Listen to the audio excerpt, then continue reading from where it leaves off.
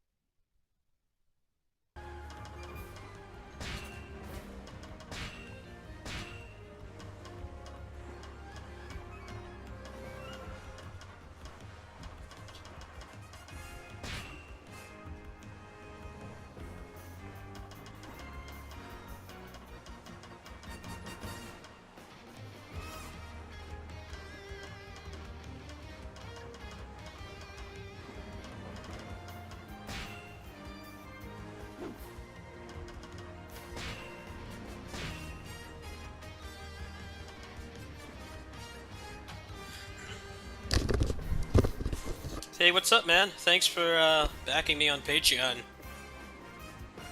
That's about 2 backers worth. Usually, most people back for $5 or $10.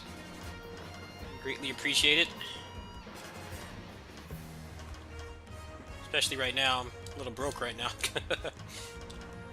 Special rules?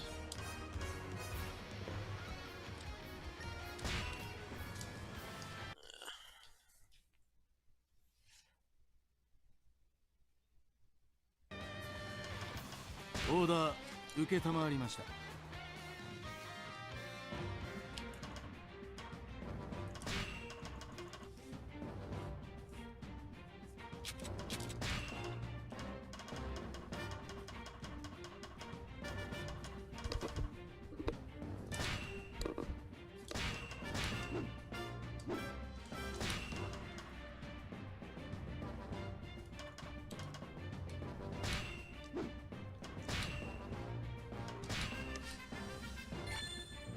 勝利以外の結末はありえない。とっとと蹴散らそうぜ。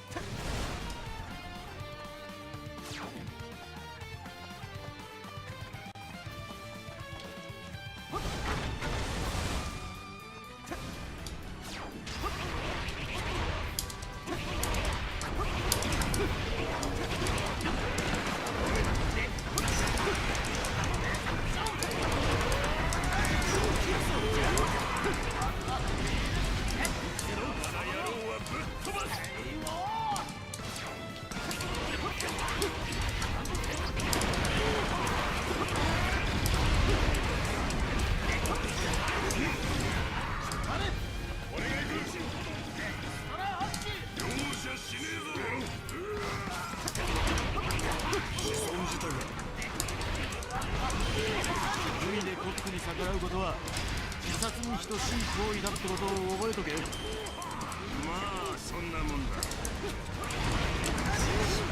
いたんじゃねえぞ。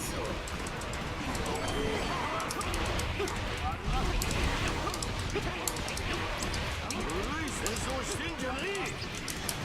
俺が壊し尽くしてやる。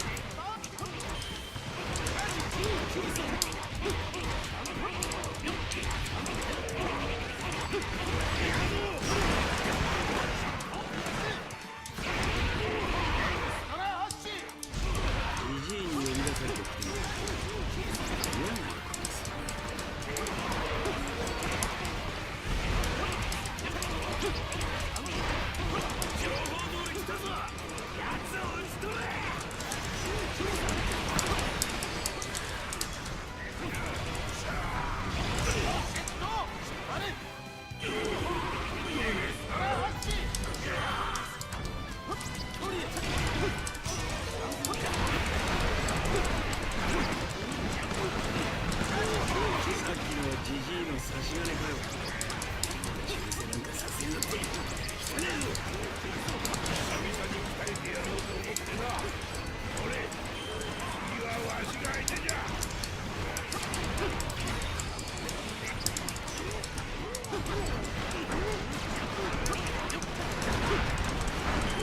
玉のようなガキが相手ではのう。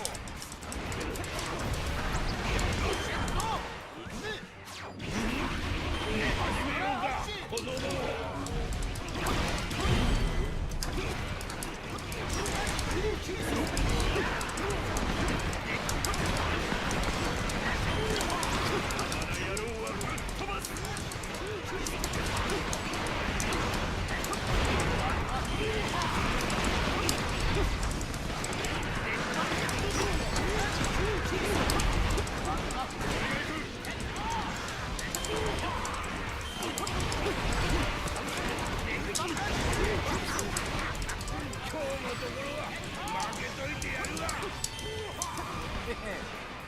俺の蹴りの味は格別だろうが。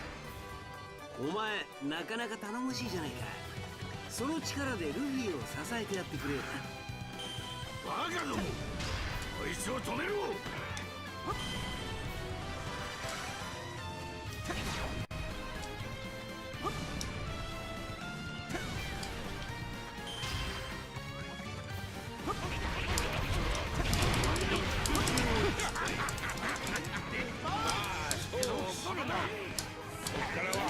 わしも力を貸してやるがい。お前と組んで戦う。でもし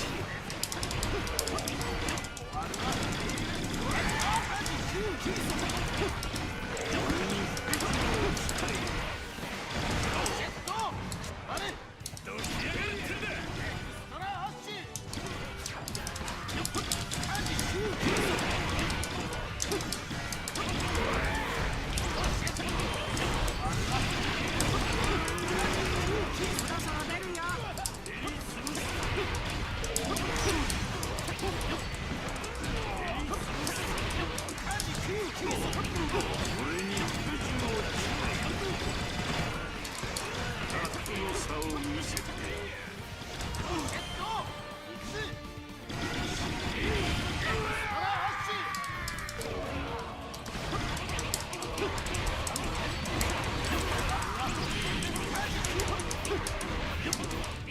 お前の首はいずれ俺が取る。これまで死ぬんじゃねえぞ。海でコックに逆らうことは自殺に等しい行為だってことを覚えとけ。おいサンジ、その程度の戦果で満足してんじゃねえぞ。こ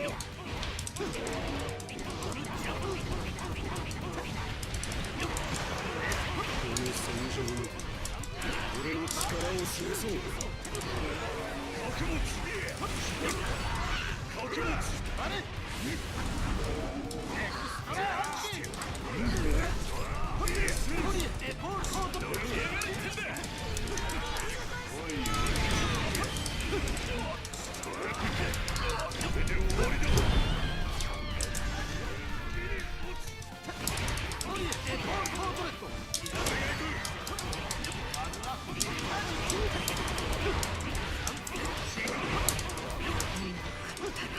生かしちゃおかねえ。何もかも思い通りになると思うな、ビッグマム。よし味方が押しとるようじゃな。しまった。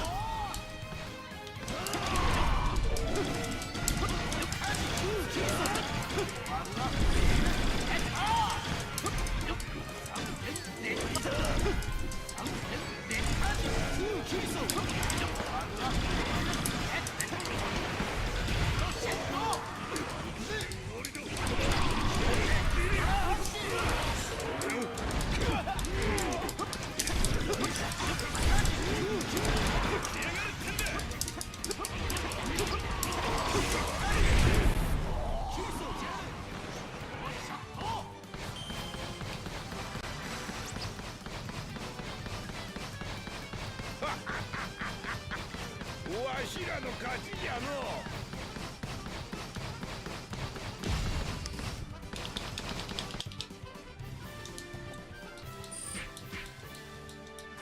上等だ。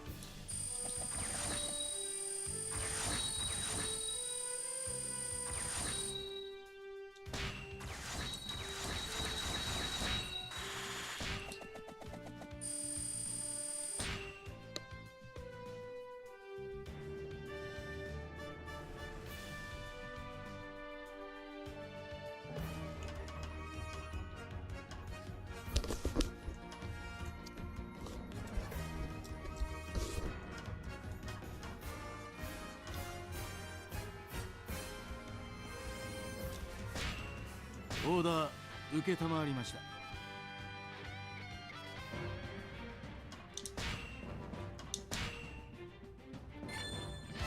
負ければ地獄行きだ。覚悟はいいか。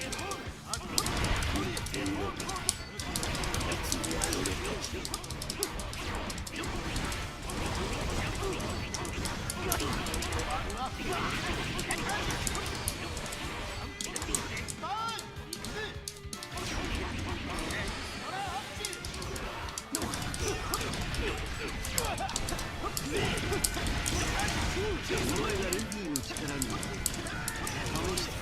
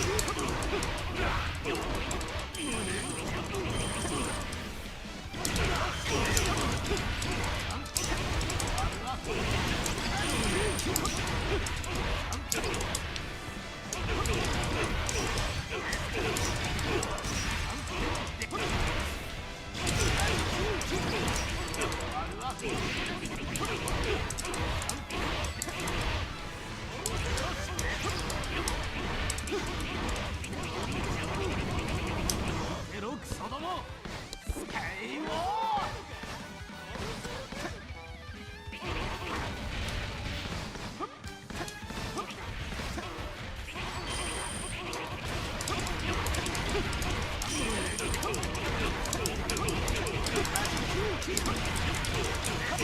ざまあみやがれ。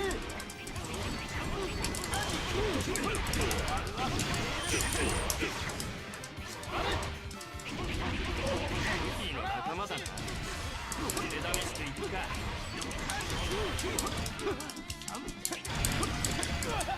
襟をつけよ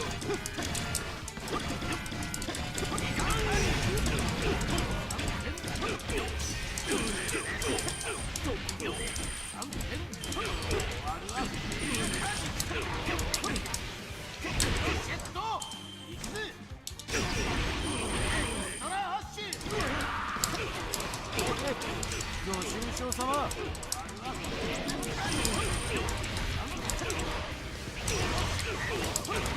俺の相手にしよって青はドイツだ。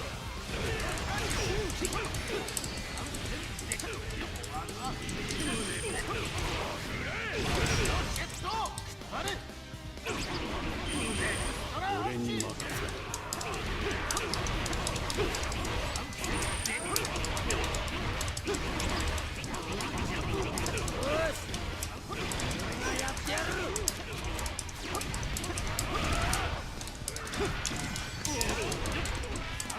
誰も俺の邪魔をするな。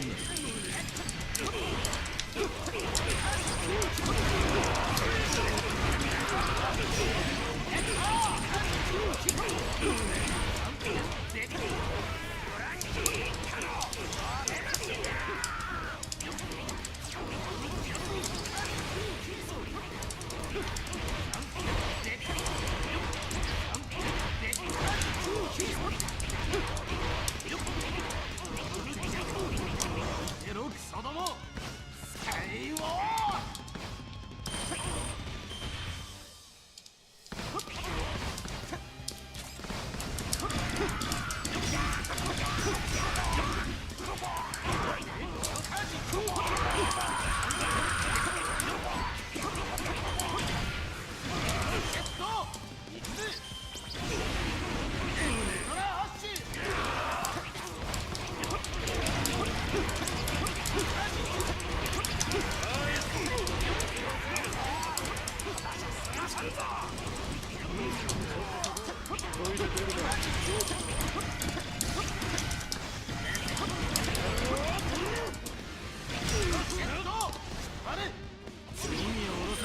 はドイツだ。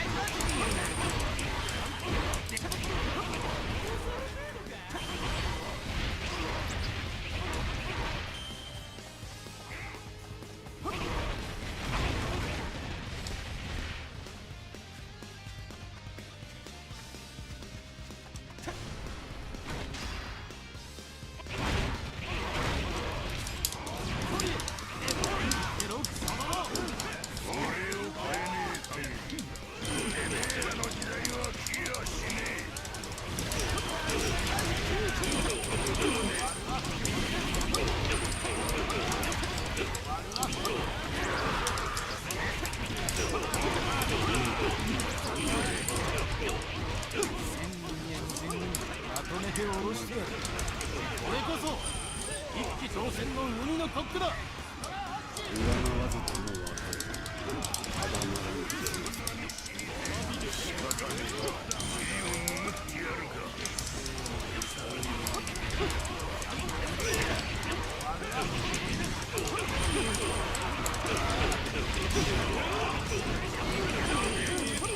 今週の俺はスーパーな変態だ。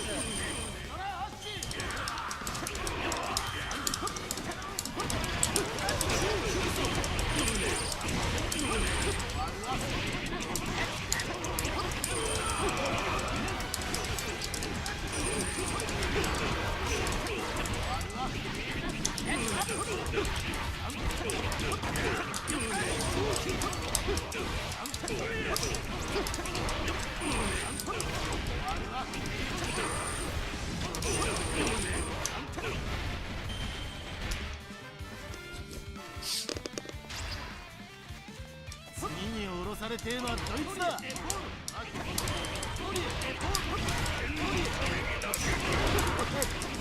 愁傷様。頼もしいじゃない。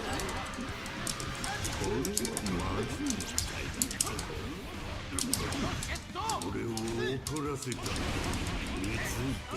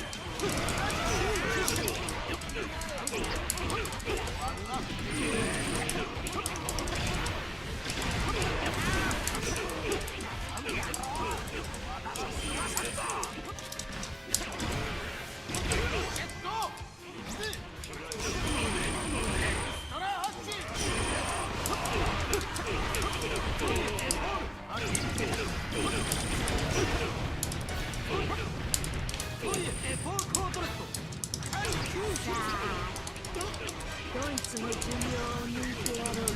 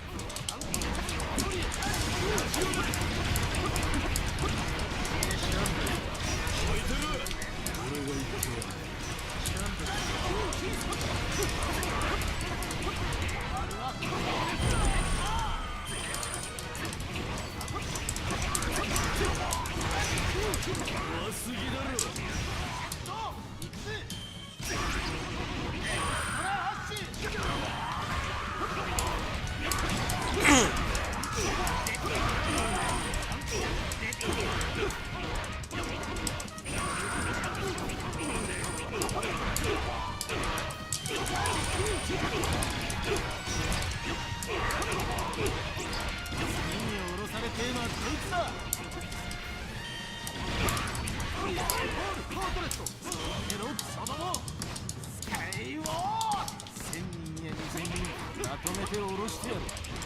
俺こそ一騎当選の海のコックだ。上回ずくただならぬ強さ。何人倒れようと俺には関わりのないことだ。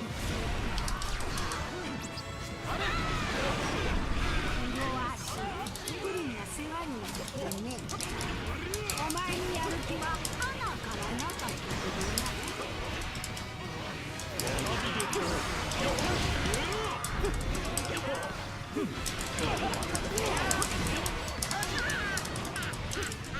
やってやろうじゃねえか。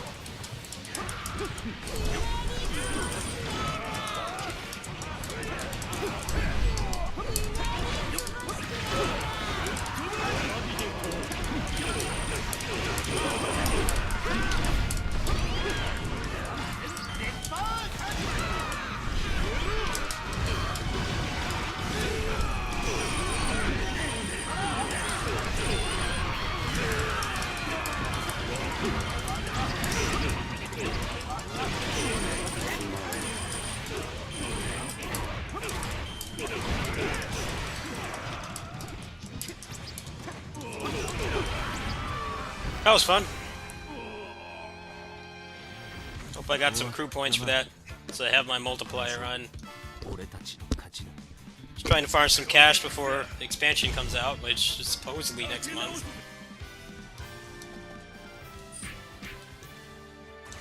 ほほー。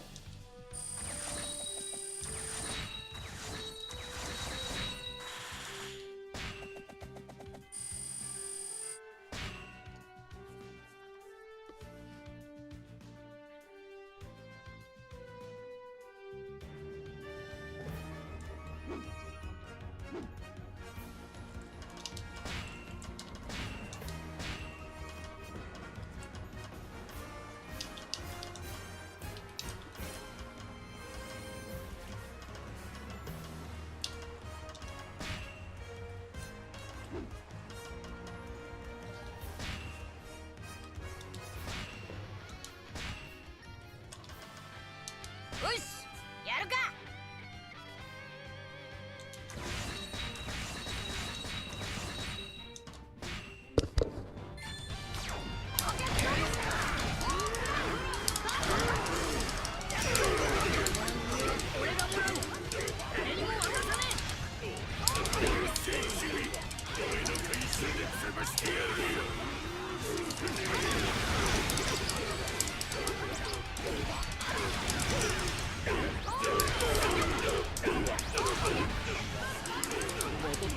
この手で切り捨ててやる。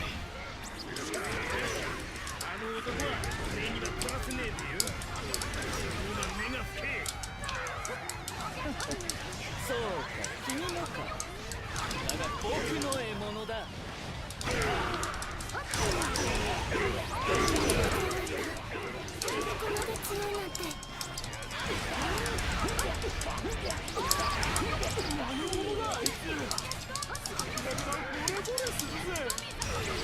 名を隠しても人気を取るか。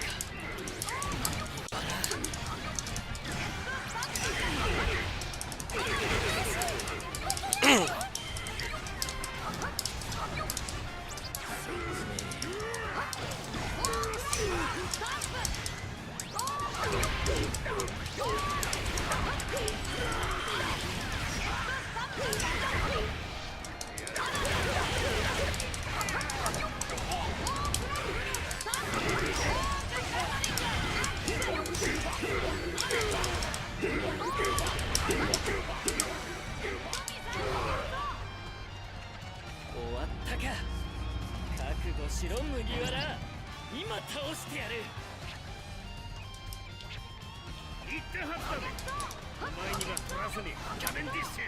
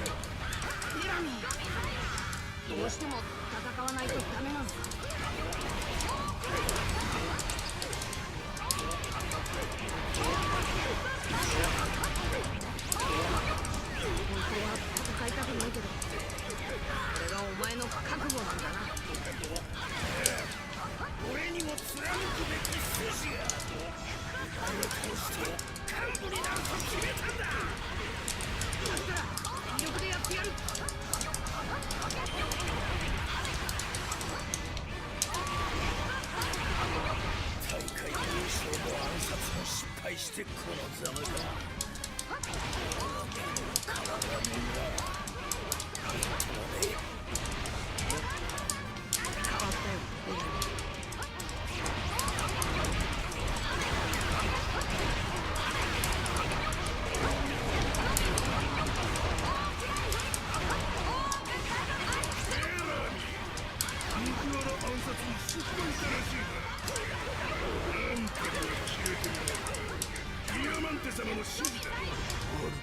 Bro, what's up, bro?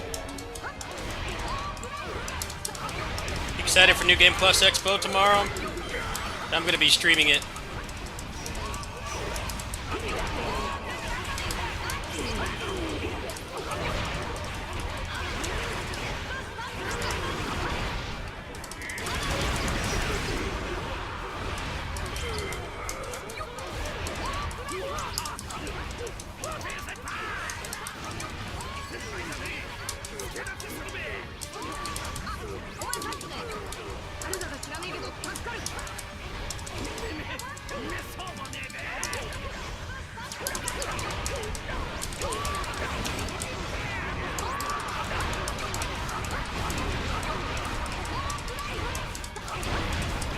Yeah, I'm probably gonna go to bed early too.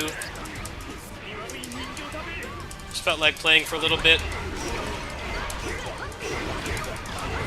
Seems like they're gearing up to release the DLC for this soon, so trying to raise some money in game.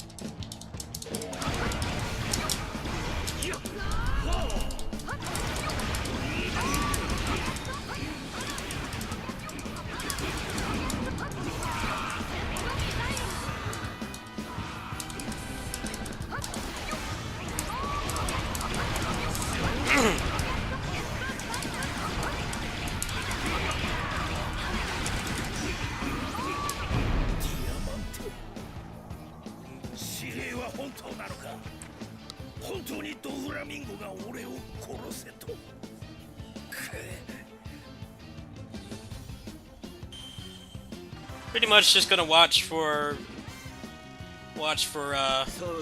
Koei, and then I'm definitely gonna stick around for Inti Creates. Playism I might check out because Sukuna might finally get a release date. That game's been in vaporware for many years. Seem like they're close to being done at least, so I'm interested in that. SNK, they might have something. I know the Metal Slug mobile game is close to being announced. I don't know if the actual console one is. There was a little glimpse of gameplay earlier today. I think it was yesterday. Earlier today or late last night. That showed the mobile game is going to be 3D. I wouldn't be surprised if they share assets. So, pretty safe bet that pixel art is not going to happen, which is a bummer. but the model that they had looked pretty good. So we'll see, I guess.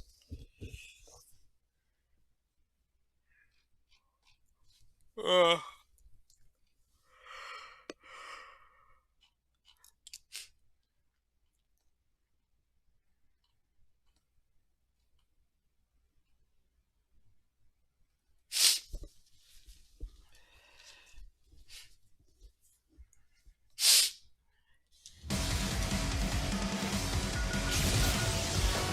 what I feel like doing today. I just beat the game again today. This is such a fun game to replay. I never get tired of this game. It's just fun. こちら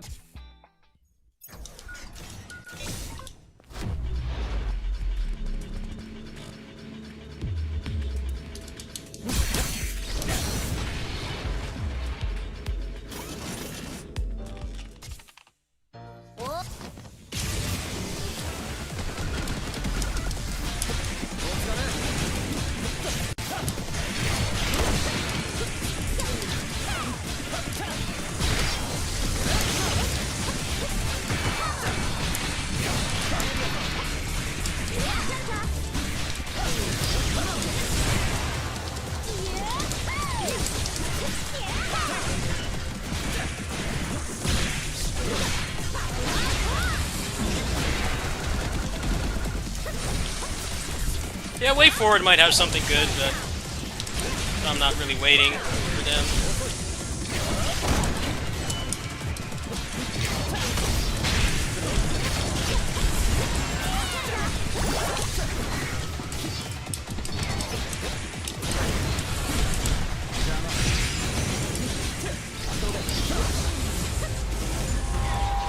I noticed the game looks a little better than yesterday. I forgot this game has a bug that was never fixed, where a lot of times when you change the settings in the in-game menu, it doesn't actually change it. So it's been looking like a PS3 game for months now, even though my computer can run it at above 100 FPS locked most of the time, unless I use like Amelia's Captain Corridor and there's a bunch of explosions and stuff, but during that time you're not really controlling the character anyway. So the whole time it's been running at like medium low settings. I had to go into the INI file and tweak it myself. Most Unreal Engine games you can actually uncap the frame rate by yourself by just changing the number in the INI file. You can do that on Bloodstained too. You can make Bloodstained run above 60 FPS. This game too. Pretty much whatever frame rate you want. 100 FPS on this game is quite nice because it's such a responsive game already.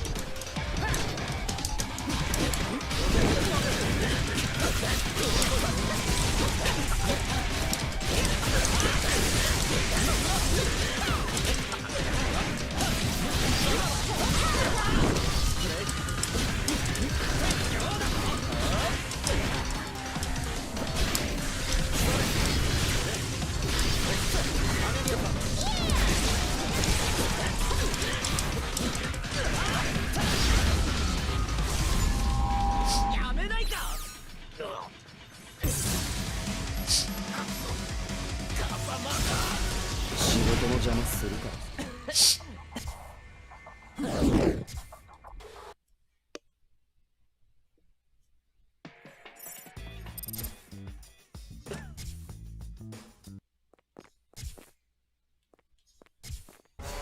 おいこ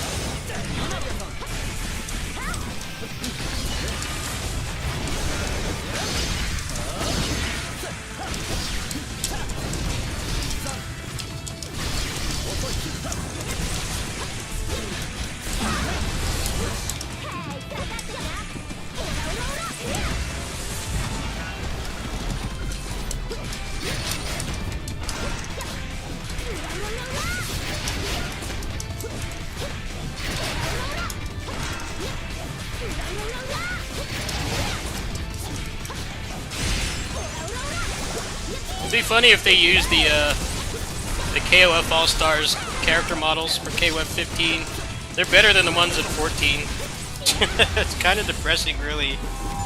The character models in KOF All-Star, they're actually quite good. They're way better than the ones in 14. The only ones that look... There's a couple that look off, but for the most part, they all look really great. The lollies look messed up, but, I mean, they're lollies. They're abominations as it is, so that doesn't really count. But the regular characters, they all look pretty good. I think they could easily use a lot of those models, especially since, like, the roster's already so big. I would not mind them recycling those, personally. The next batch for that game is supposedly Mark of the Wolves, which is cool.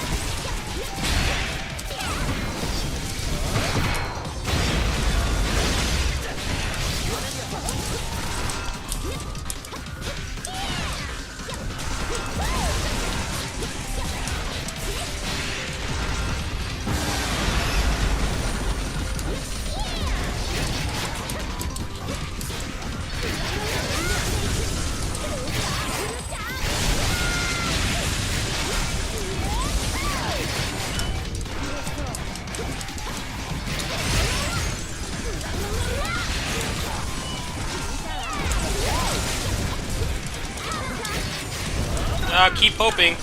Not gonna happen. That's wishful thinking.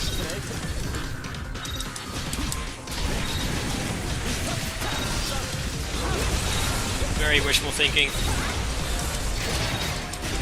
It's gonna be delay-based and unplayable, like everything else from Japan.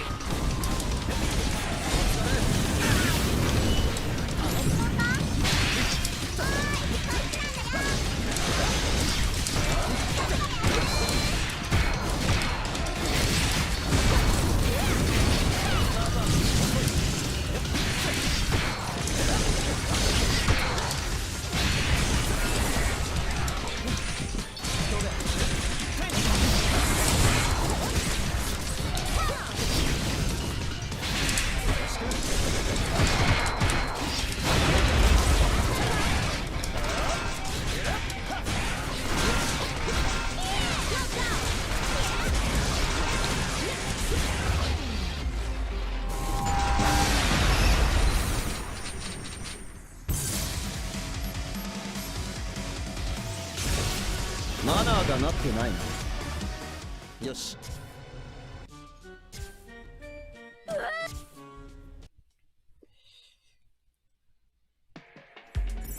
じゃあ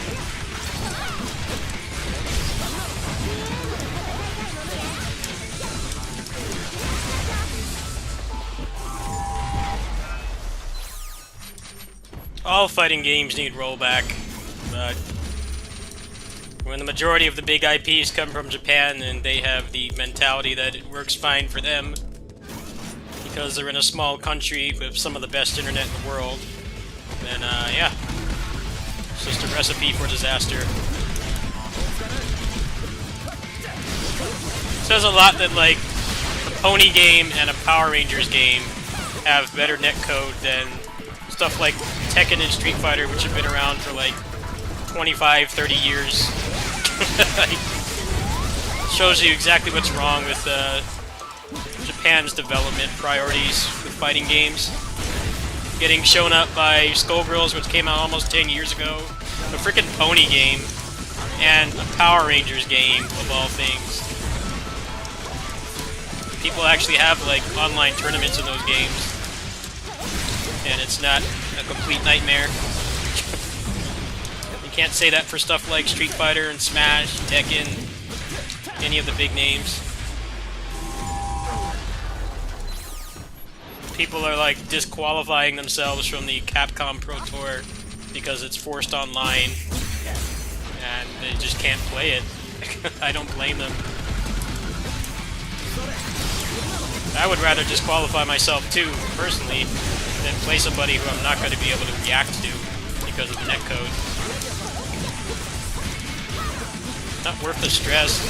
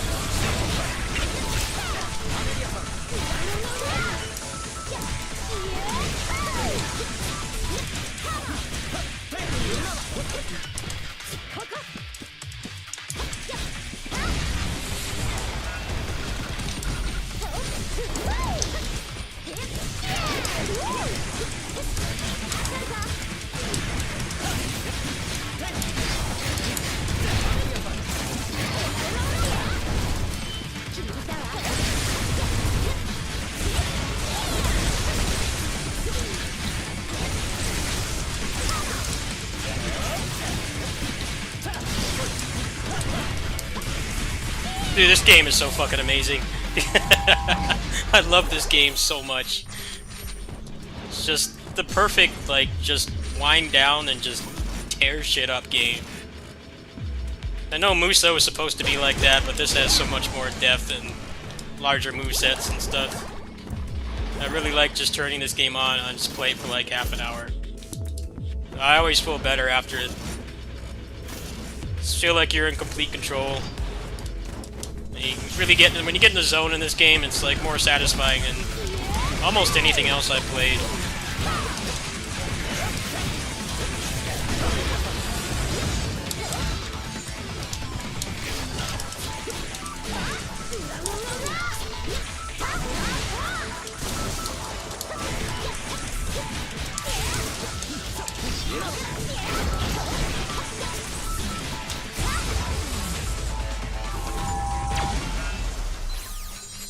Yup.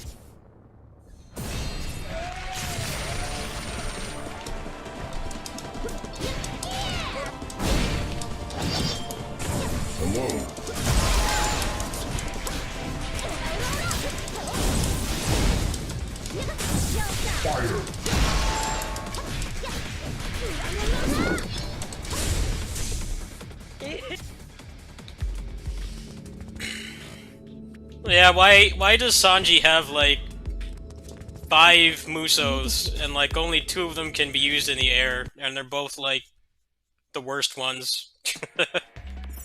One is just a one-hit stomp, which means that it's not going to break any guards unless you get lucky, and they're already broken anyway. And it won't do much damage. And the other one, the animation only works if they get stunned. So if they're not already guard broken, they won't get hit by it. Also, it doesn't work on Giants either, because the cutscene places him so high in the air so you can't even use that Muso either. And then like just the cheat code that makes it so that he can use his ground special moves in the air. That like fixes the character. Besides the whole gimmick that he has, that's something that's not fixed. But just that one thing makes him so much more playable. And I just don't understand why the game is designed that way. And Marco has the same problem too. His actual good Muso can't be used in the air. The only one that can be used is the healing one, and that does shit damage. And the hitbox is like really small. That's why I don't play Marco, even with the cheat code. There's no hitbox on that move. I'm hoping that when they put out the DLC that they'll fix stupid stuff like that. I don't know if it's just like they couldn't be bothered to make hitboxes for them in the air or not. Because some moves work perfectly fine in the air, even though the game, you're not intended to do them in the air. Some of them actually work okay. And I think all they would really need to do is just like tweak the hitboxes or something. But that would require fixing things that actually matter. Things that make the game less fun, that somebody in their spare time in Cheat Engine fixed. Luffy's more fun too, because Gum Gum Storm can be used in midair, and the hitbox works almost completely fine. Which basically gives him an aerial launcher and makes the aerial combat less linear, because you can cancel into that at any time.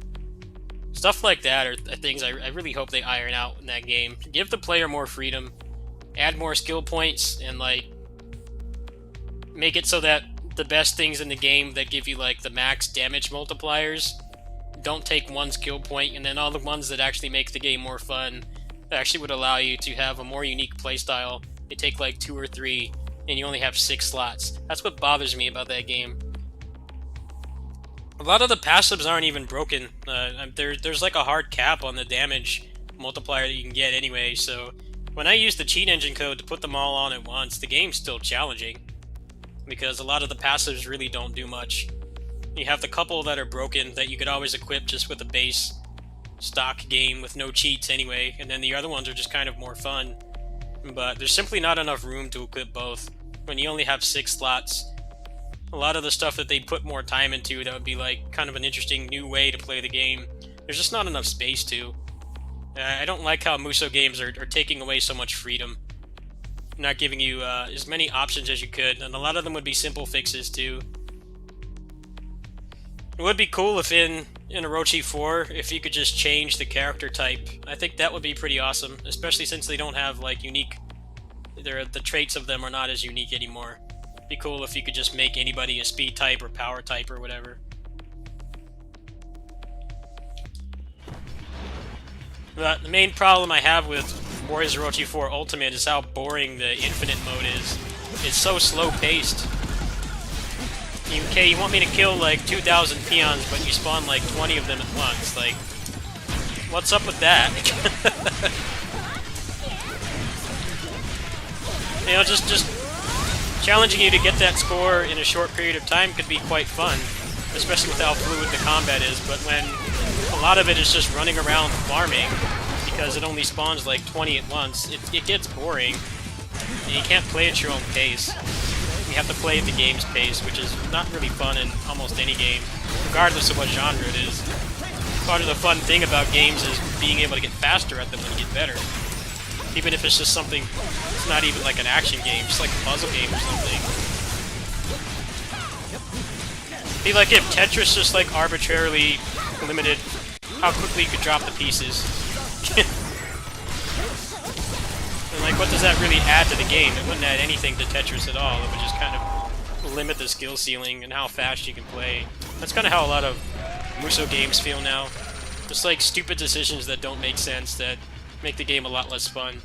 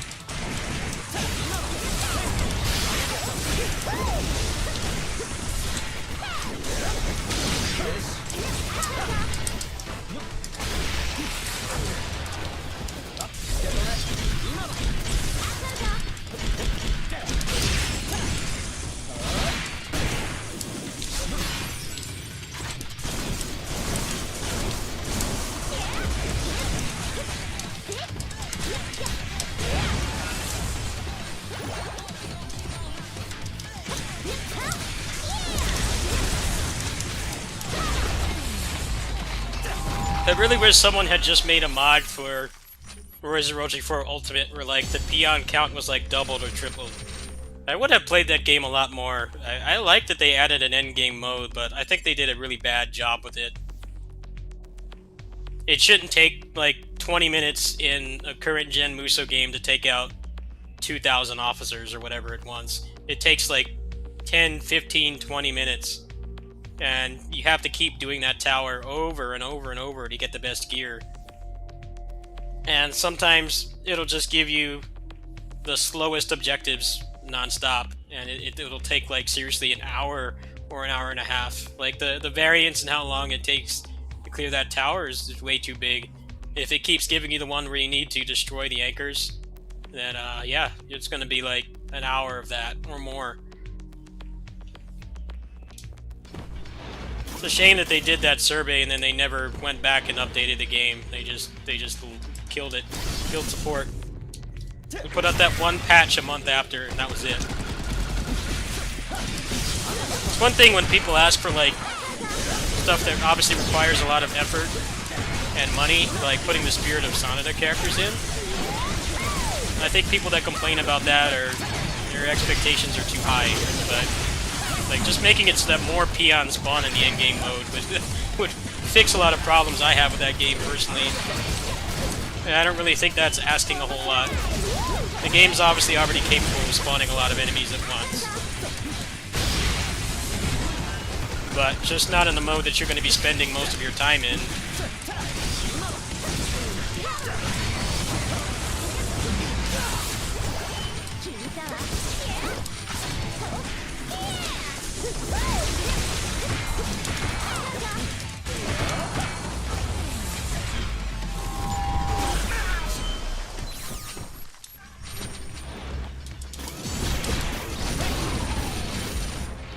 I want to check right now. Have they actually done anything to Rise of Rochi 4 since February? Last I checked, they haven't touched the branch for it on the Steam database at all. It's pretty much been completely dead. I'm curious right now. Let me check. Yeah, pull it up on here.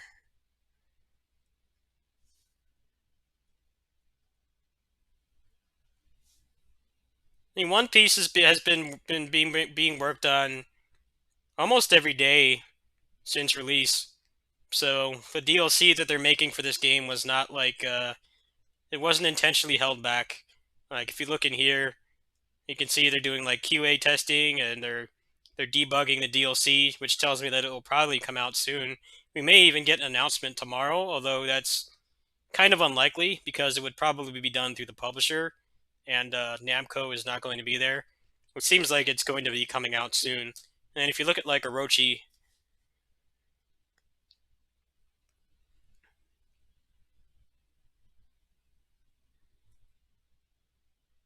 "22 days ago, what exactly did they change?" No, this is all just the review percentage. Yeah, the last time they did anything to Orochi was 4 months ago. That was the February patch. So the game's literally dead. They're not gonna do anything else for it apparently, which is a shame. I wish there was some way I could find somebody who could find the value for like the peon spawning in infinite mode and just like have a cheat engine code for it.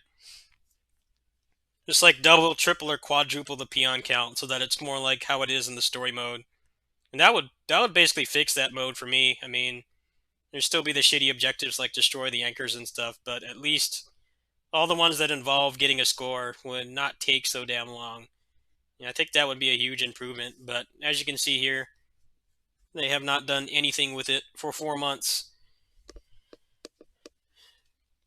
You can tell, like, with the Dynasty Warriors 9 survey, they put that out, like, right after it released, and obviously some of those things actually did make it into the game because they kept patching it for over a year.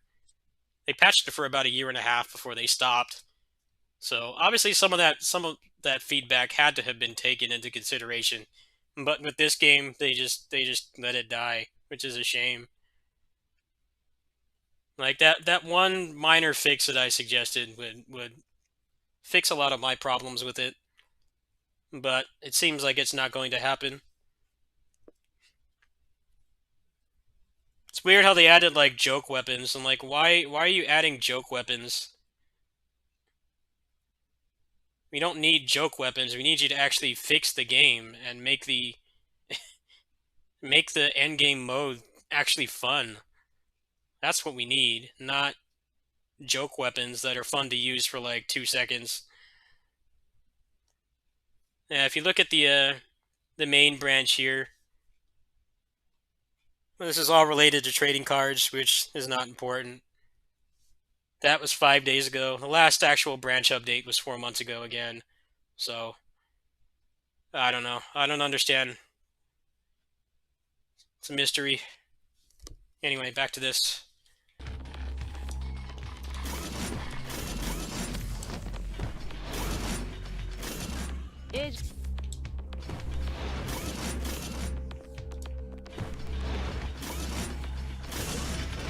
It probably took, seriously, what bothers me about it is it probably took more effort for them to make those new weapons, like rig the models and stuff. It probably took more effort to do that than it would to just change however many lines of code it would take to double the amount of peons that spawn in the infinite mode and just indirectly fix the pacing. That's what bothers me about it. I mean, actually having to hire a 3D artist to go in and make those weapons and then put them into the game probably took more resources than just making it spawn more than 10 peons at once. That's what bothers me about it. Not the fact that the weapons exist, just that they could have easily fixed the game with that same effort.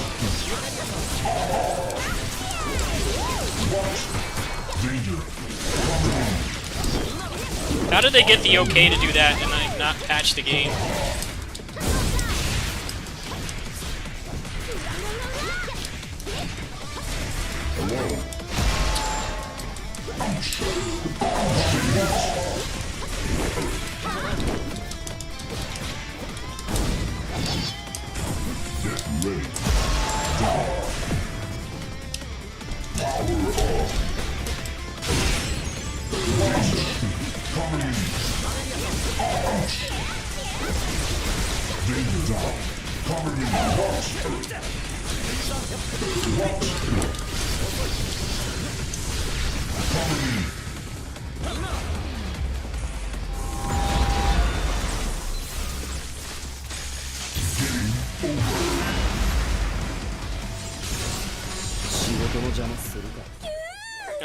That just happens a lot in this industry, though. Like, they release something broken, and they're like, oh, we can patch it later. It's like, you should make the game work from the start.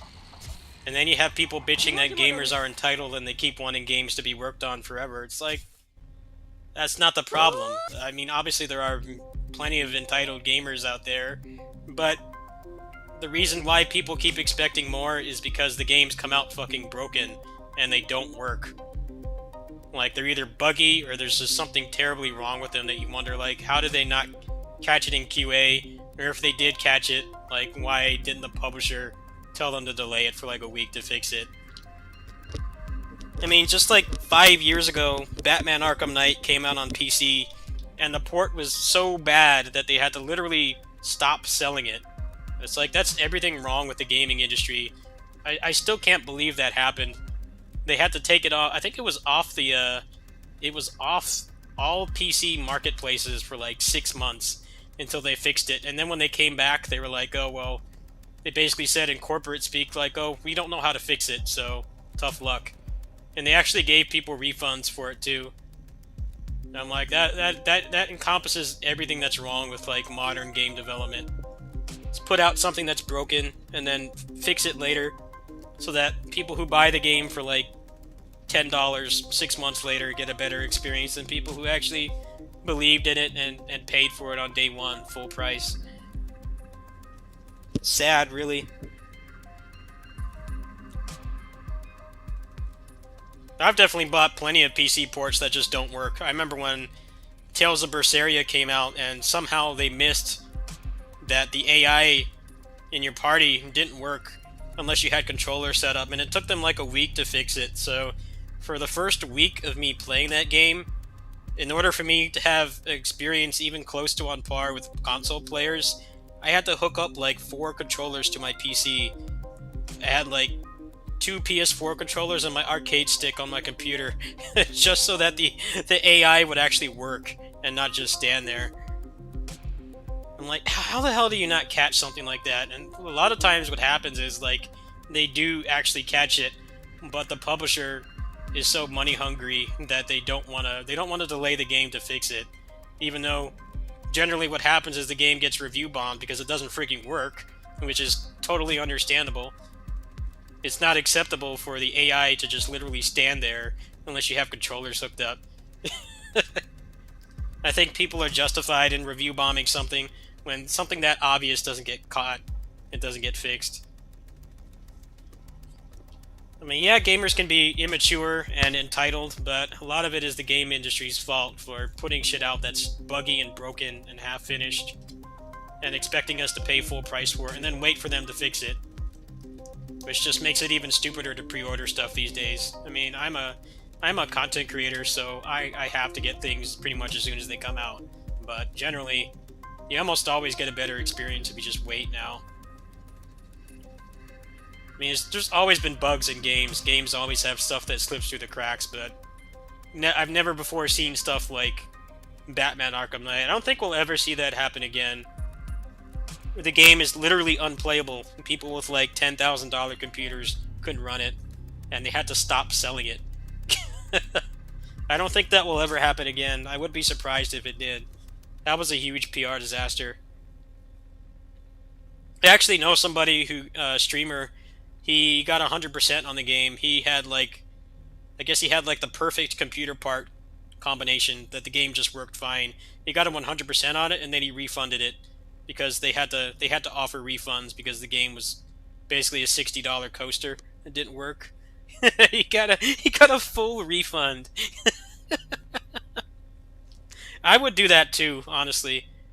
I honestly think that's kind of a dick move, and people definitely abuse refunds and stuff these days, but I mean, it's their fault for releasing a broken product. I probably would have done the same thing in that situation. Especially if I was not going to play it again. I would just get my money back. That'd be like the one time I would make an exception and do that.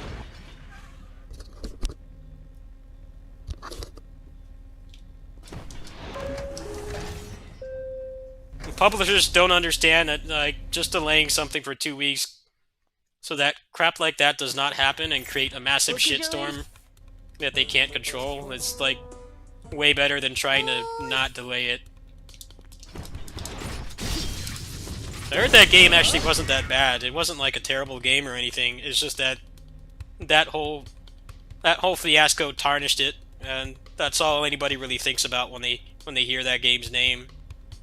I heard the quality of the game itself is not bad. It's just that the PC port was like unacceptable.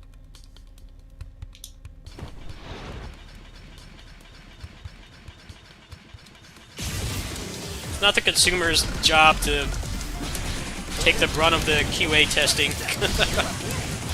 I did beta testing for this game. This game is buggy. It's a janky mess, but none of the bugs like actively prevent you from playing the game. It's mostly just buggy because there's lots of assets in this game from the asset store, and it was also made by one guy. And when you consider that, it's like, it's not that bad. But when you have games that cost like $100 million to make, and they have like 500 people working on them, and dozens of QA testers, and they ship that broken, it's like, that's not the gamer's fault. Most of the time, it's actually the publisher's fault for only thinking about money. Like, seriously, just push it back 2 weeks. The backlash you'll get from delaying it is better than the backlash when the game literally doesn't fucking work, and you have to stop selling it because it's that broken.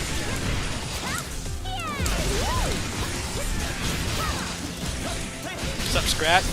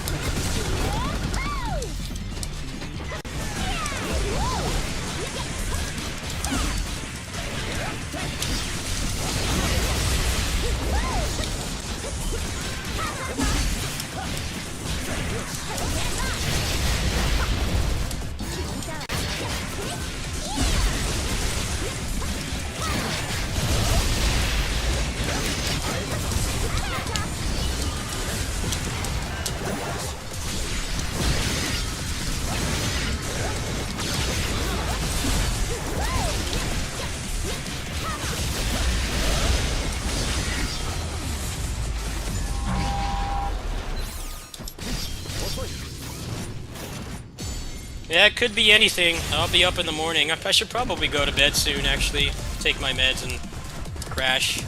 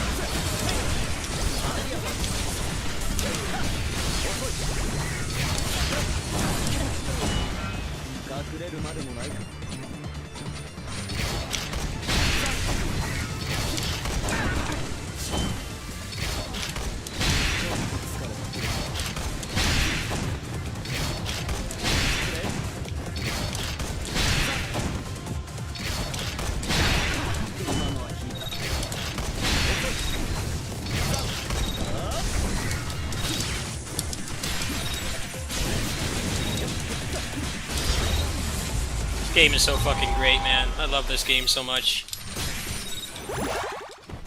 Back when video games were fun. Just tearing shit up in that game is always really satisfying.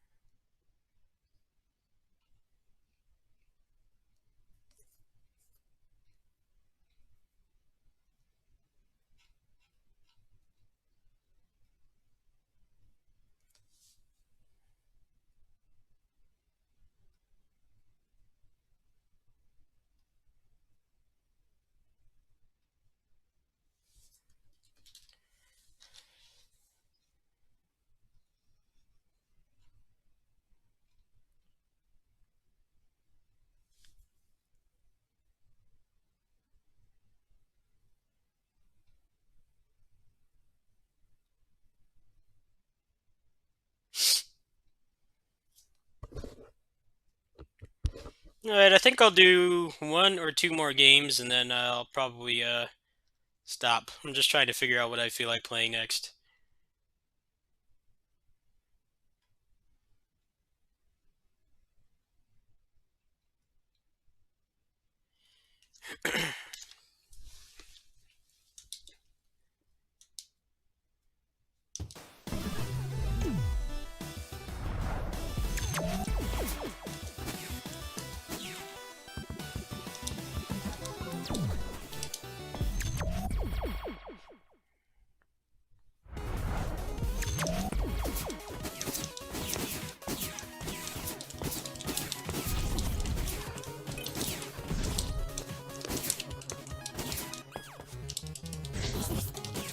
Yeah, I'm gonna go to bed soon too and wake up in the morning. Are you gonna stream it? Because I'm going to stream it.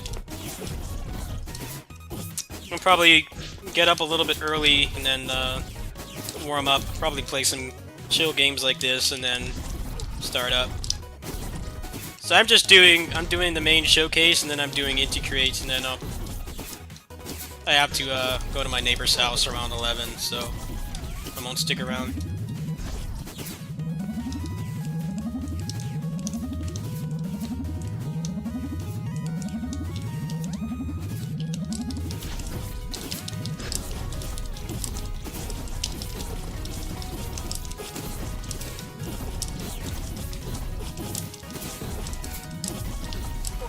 No! Shit.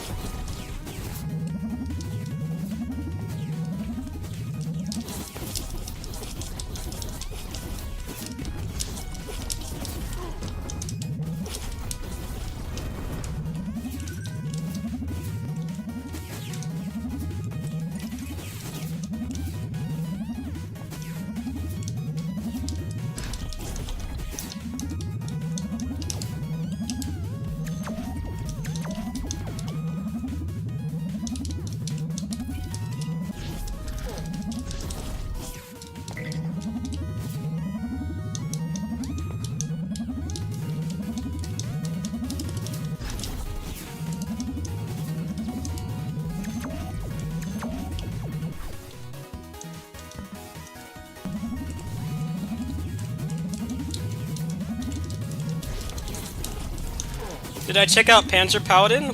Did that have a demo? No, I didn't. I know about the game. Was there a demo for it? Did I miss it, or what? I'm gonna be pissed if I did, but I'll probably buy that game anyway.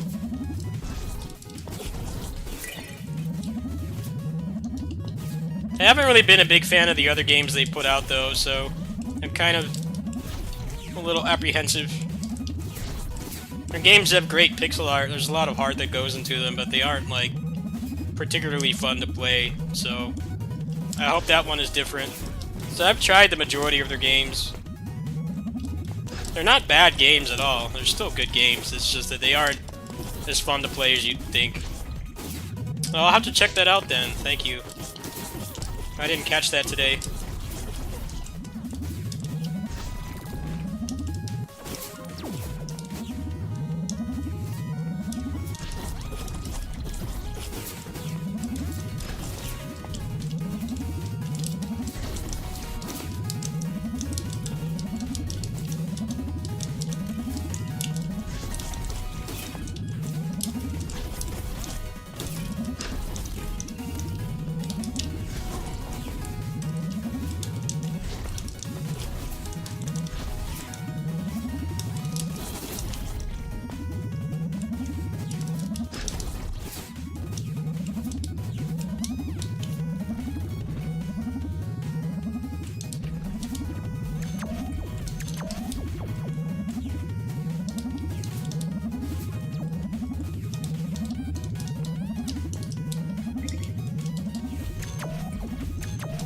I didn't play Flint Hook, but I played a lot of their other games. A lot of them were free on PS Plus, and I didn't like them enough to finish them.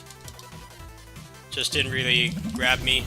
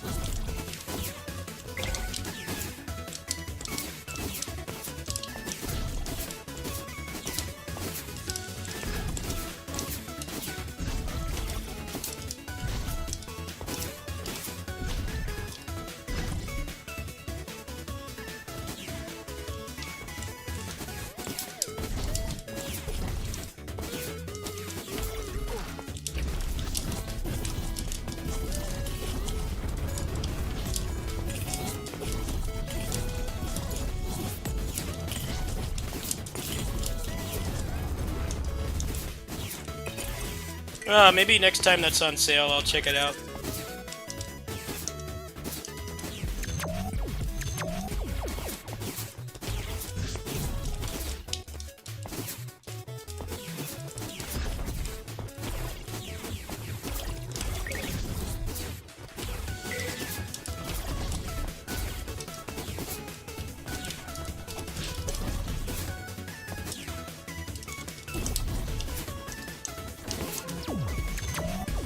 Dude, this game has not given me any mobility options in like 10 runs.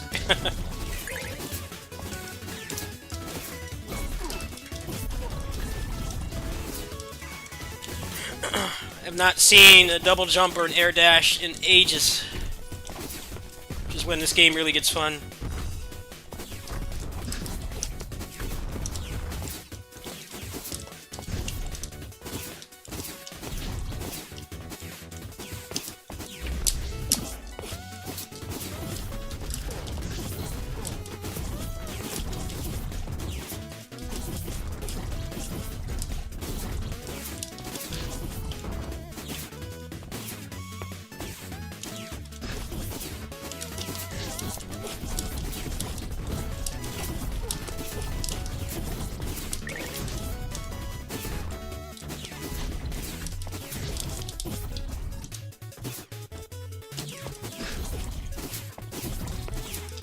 Well, the Gust game is Fairy Tail, so logistically, I don't really think they have anything else that they could show for their Gust studio besides, like, I don't know, a logo or something. Their games aren't that popular to really get away with just showing a logo, so I don't think you have to worry about that. Gust is the one doing that Fairy Tail game, and that's not even done yet, so I don't even think they have the manpower to do more than like one project at a time. Yeah, I'd be shocked if it was. This level chunk is booty.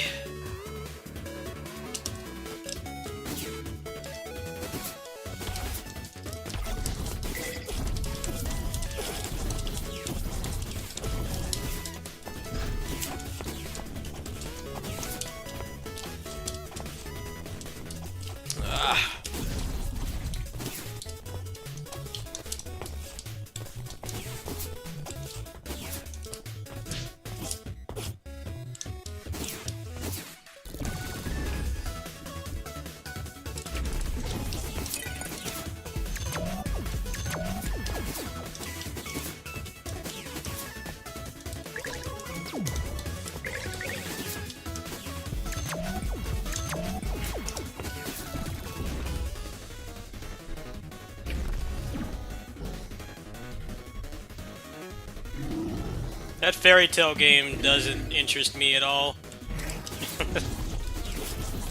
It's just like turn-based, like, no thanks.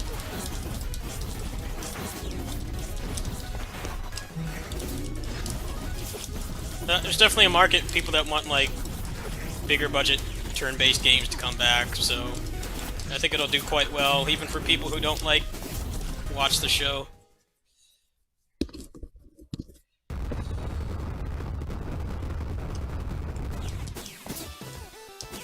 What software? I don't make the game. I just beta test it. They give me the beta branch, and then I just give them feedback. That's it.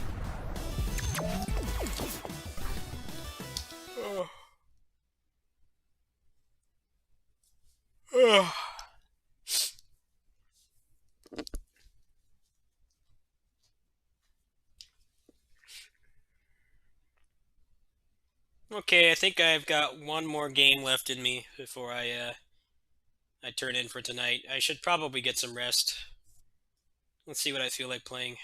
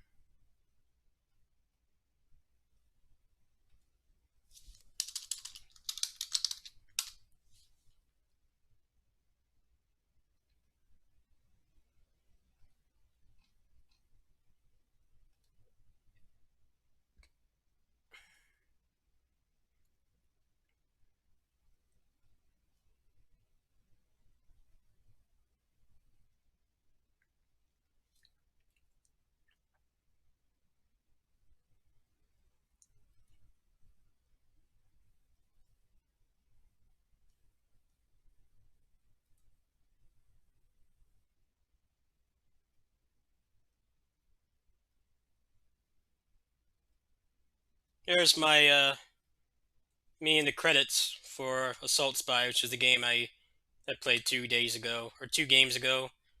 You see some people you recognize in here.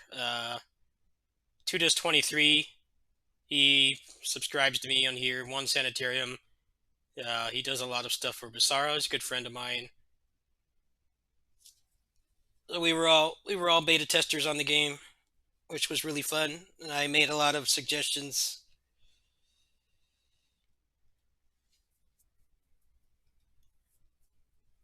How do you get to become a beta tester? I had connections because I was a beta tester on the first game, Streets of Fury EX. I provided a lot of feedback for that game too, and some minor bugs that I found. I did both of those things. So they gave me the private branch before anybody else, but I was barred. I was under embargo. I couldn't talk about it. And then a few weeks ago, they opened it up to people who, some streamers, a lot of people who played the game a lot, who were putting up really good combo videos and stuff. They opened it up to them. So there's more people testing it than me now. Also, some people have connections too, like they know the developers.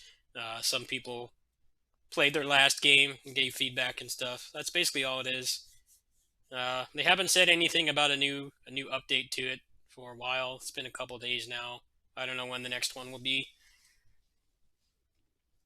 So I was playing the game and I was barred from streaming it for several weeks. I think like almost a month actually, which is why I kind of just stopped playing it on the channel. It's not that I got tired of the games, that I was barred from doing so.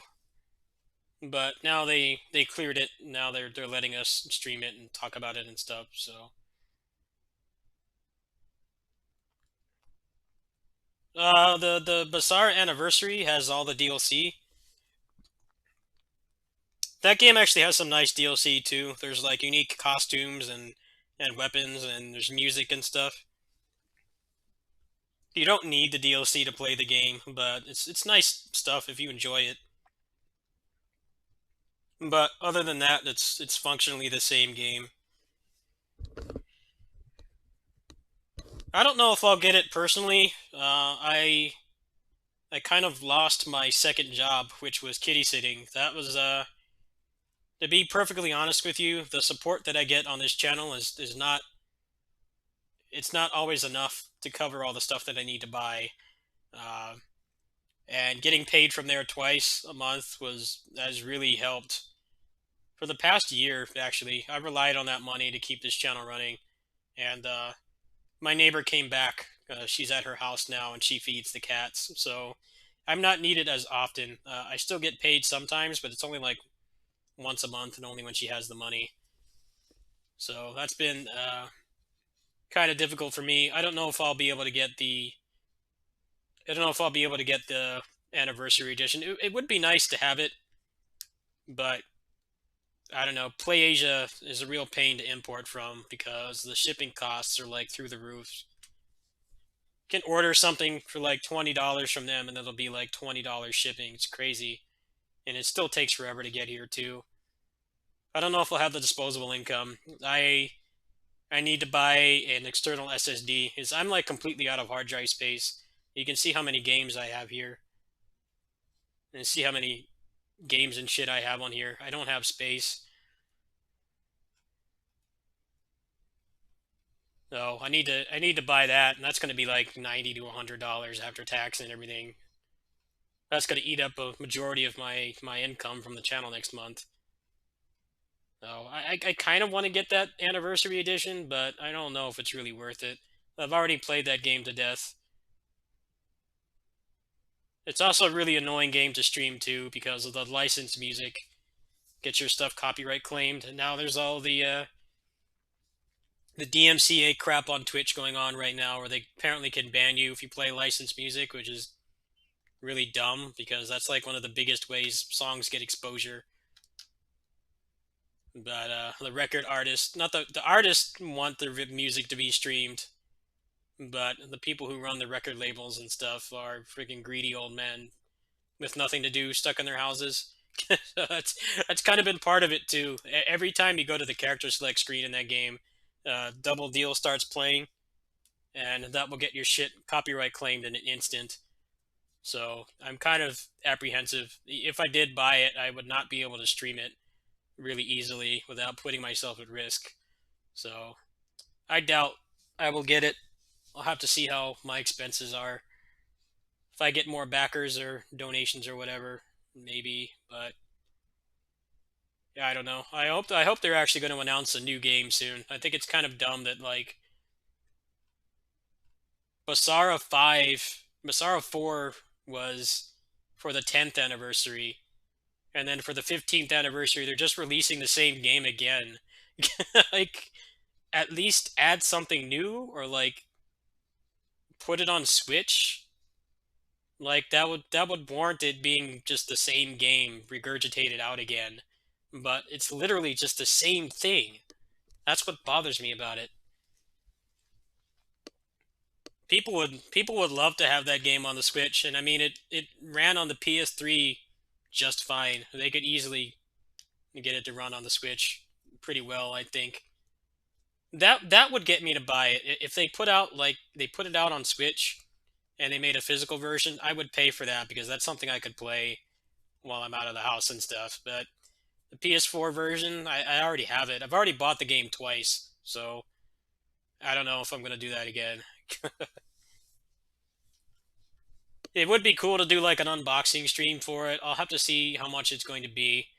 I know it would be about $80 for me to get it, and for a game that I've already put like tons of time into, I don't know.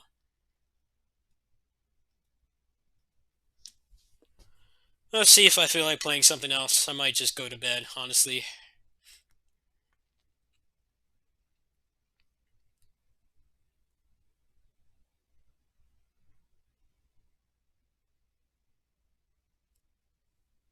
Yeah, that would have been something more interesting to do for the 15th anniversary than just here's the same game you've already played to death again in a fancy box with all the DLC. I know that they're going to be selling the DLC separately, so I might just buy all the DLC and call it there. Actually, let me look that up right now. Hold on. Might as well plan out my purchases because this month is ending in a couple days here. About a week is when I get paid from Patreon. Let me go ahead and load up their Twitter.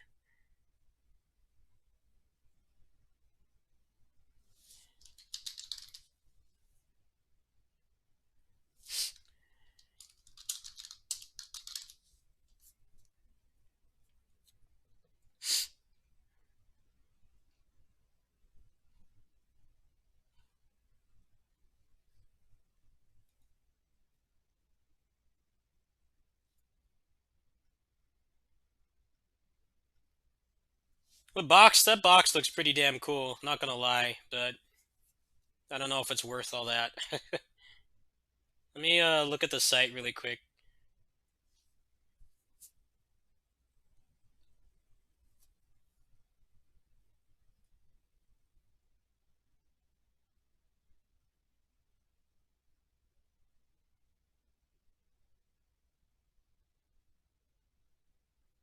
Well, they're actually taking out the elemental weapons. That's pretty whack. That's dumb. That would have been the best reason to buy it because those actually change how the characters played, apparently. Why the hell are they taking those out? Yeah, I'm kind of on the fence about paying for this. I was kind of interested in that. That would have been something I hadn't experienced before. Other than that, it's just the same damn game. So 6,000 yen plus tax for this with all the DLC, but it doesn't actually have all the DLC because they took shit out of it. The DLC is like going to be like $40. It's far more likely that I'll just do that, honestly, if I ever feel like playing the game again.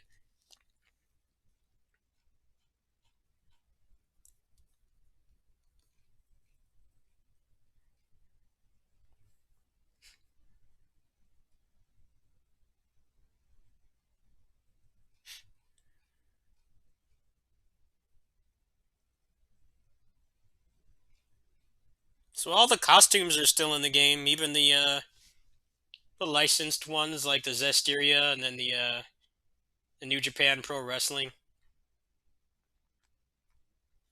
But they took the weapons out, so I'm like, I don't really want to pay for that. Then I'm cool with just buying all the DLC would be nice. I've never actually had all the DLC before.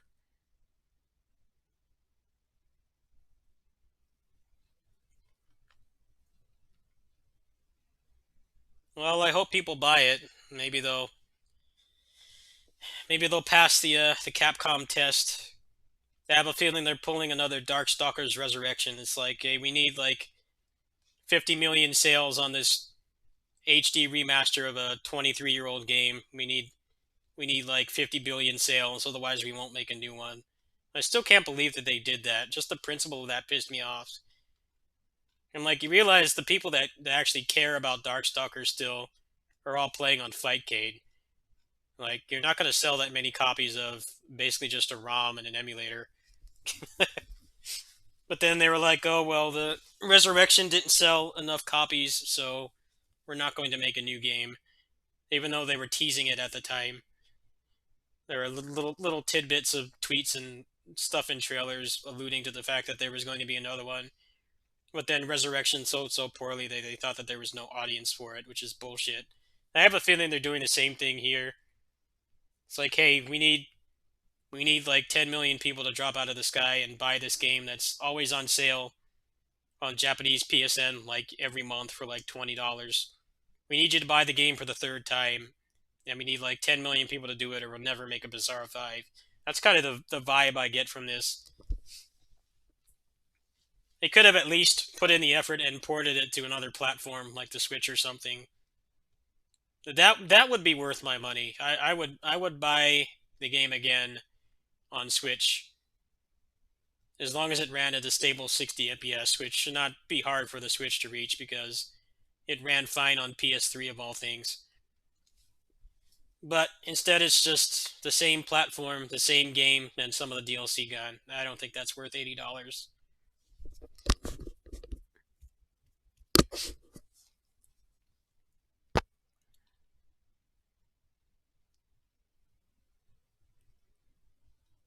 I know Capcom doesn't really seem to like the Switch much. They don't put anything original on there. It's almost all ports. Pretty much everything is a port, and they don't really make anything original for it. I wonder if they're going to put the next Monster Hunter on there. I know that would print money.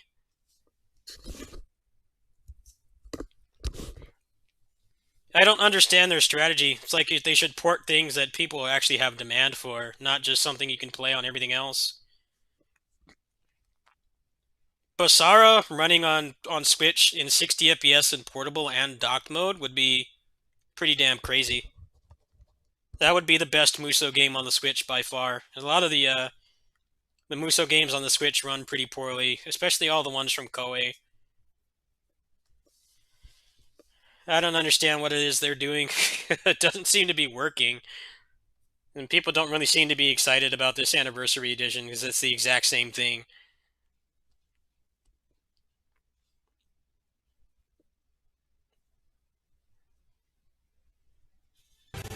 どこに演じたか私のこと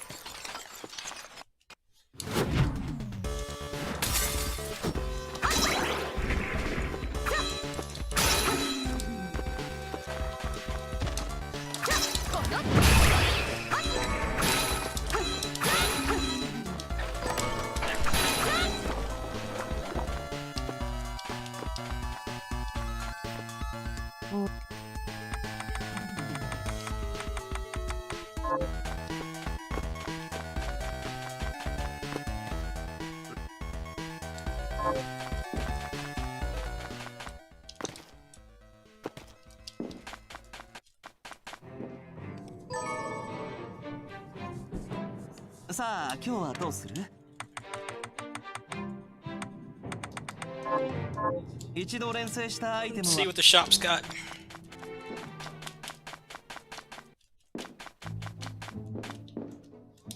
あれ？何買ってくれるの？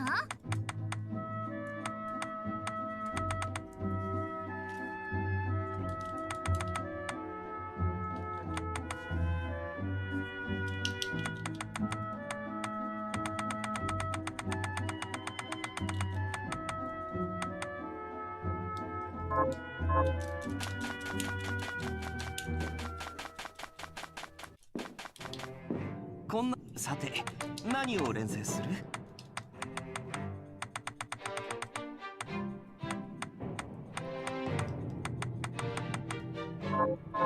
そうだ。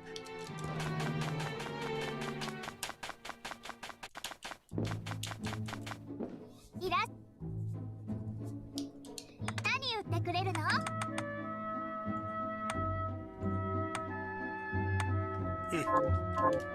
Alright, well, that's gonna do it for me tonight. I will see you guys in about 7 hours? Yeah, about 7 hours, maybe 7.5 hours, and try to get up early. It's kind of weird how they're doing it so early, especially since it's on a weekday. I don't understand. It's like they don't want, like, people who still have jobs during all this crap going on to watch it. 8 a.m. is not the best time because that's still 11 a.m. Eastern in America, which means that at best it would be people watching on lunch break. But then it's going to be on like literally all day, and the biggest announcements are going to be right at the start. I don't get why they didn't like do it this weekend or something. There wasn't really anything going on this weekend. Could have easily crammed it in there and more people would be interested. But I work from home, and my other job is just 4 houses down, so I'll be here to watch it. I can't speak for anybody else, but yeah, I will see you guys in about 7 hours. Stop by if you want. There should be... I can pretty much guarantee there'll be at least one game there that I'll be interested in watching or playing. So I'm quite excited. Both Koei, I'm interested in Koei, Inti Creates, passing like SNK. They may not actually show anything. Atlas, actually no, not Atlas. Arc System, and that's basically it. Maybe Sega too. Maybe they'll pull a Guardian Heroes 360 port out of their ass. That's like the only thing I could really hope for, but it's probably just going to be Yakuza 7, which I have no interest in.